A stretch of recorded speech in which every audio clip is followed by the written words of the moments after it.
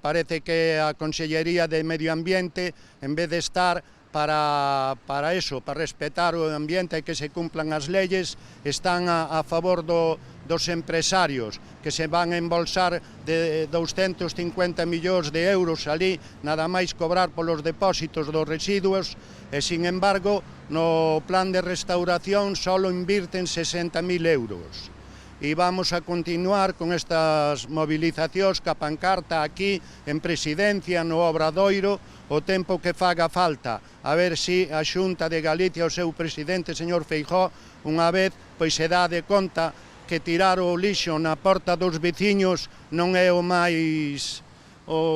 práctico nin o máis saludable pos veciños. Que increíble que o PP ou ten algo que agachar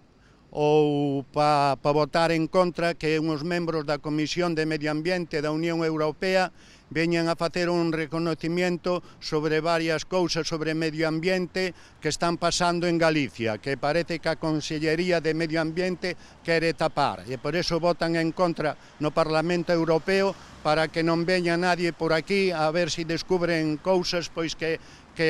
non son legales.